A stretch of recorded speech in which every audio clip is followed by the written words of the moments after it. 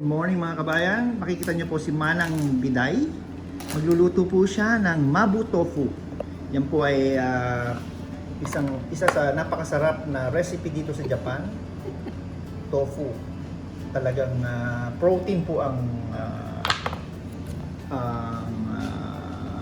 vitamins. Vitamins ng kukuha niyo. Protina. At ito naman po ang pork po yan, ground pork.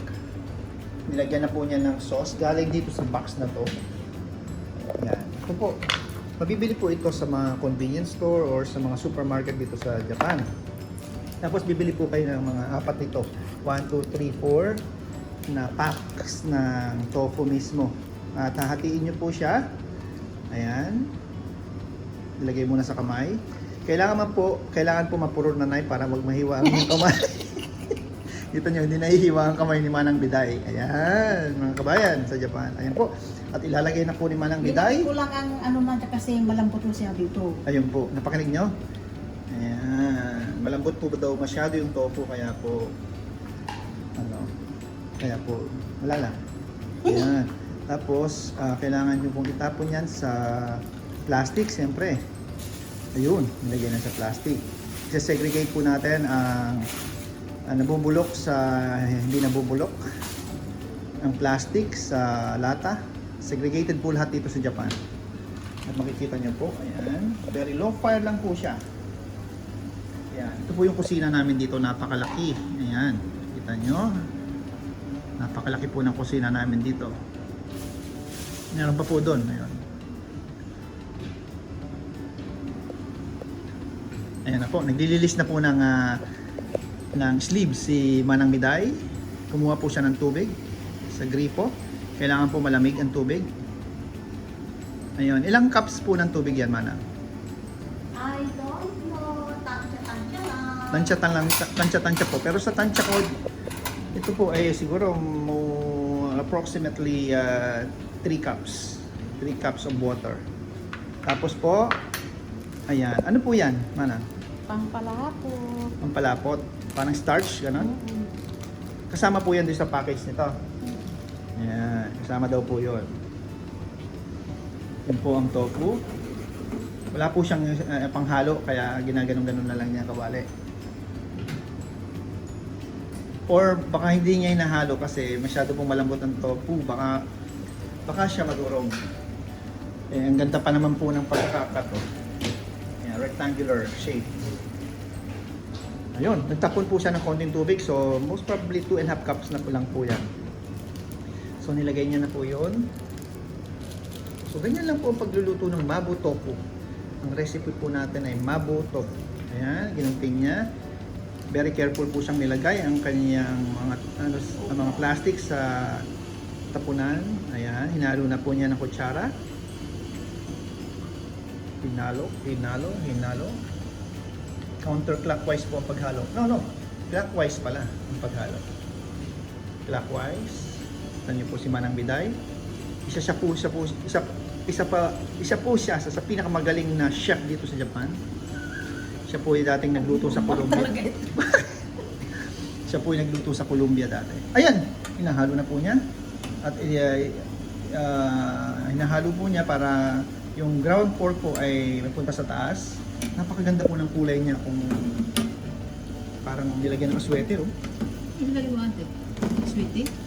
Siguro. Saan galing yan? Sa Yung loob. kulay? Sa ano? Sa package? Sa package na rin. Yung pinaka-sauce niya. Si Marie naman po ay paksiw ang niluluto. Pakita mo! Paksiw na bangus naman po ang niluluto ni Maria. Pilipinong-Pilipino. Ayan po, ilalagay na po ni Manang Biday ang sauce. Ayan po. Dahan niya pong nilagay. Ingat na ingat. Ayan. Kinakaliwa niya po ang paghalo. Dahan. Yun.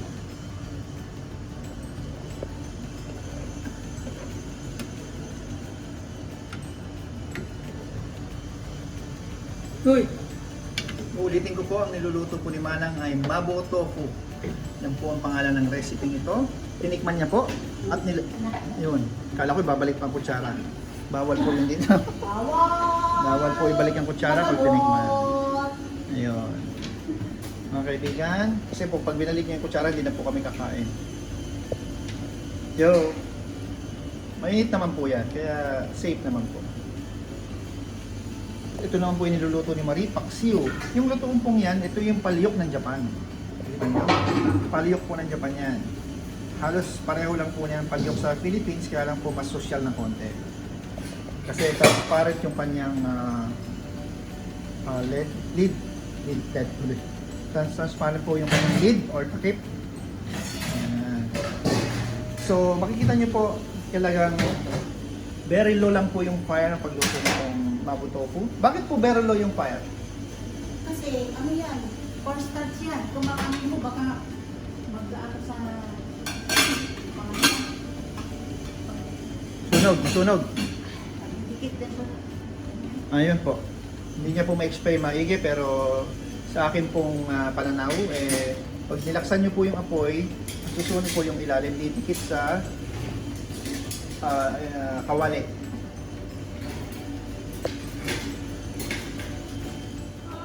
Ayun naman po, nahalo na naman ni Manang at kumuha na po siya na magandang panghalo. Anong tawag sa ganyan?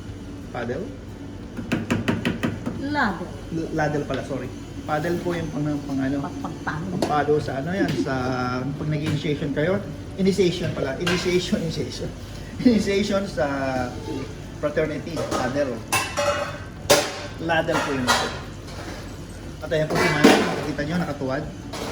Kasi nilalagay niya yung mga gamit.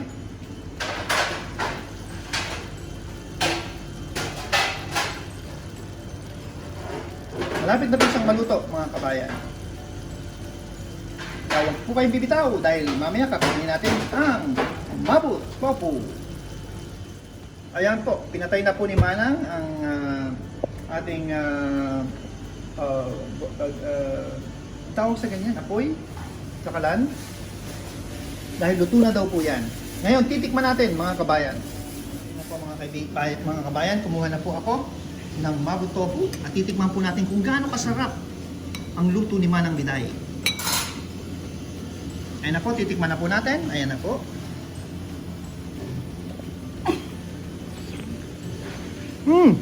Hindi. Ang sarap po. Mga kabayan, the best. Ayan po, isa na namang tikim.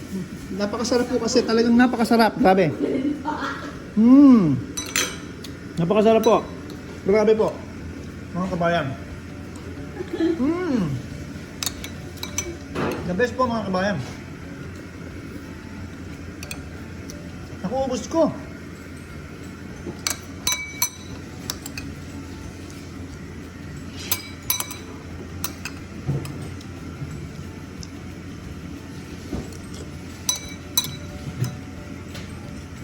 Ang sarap po mga kabayan.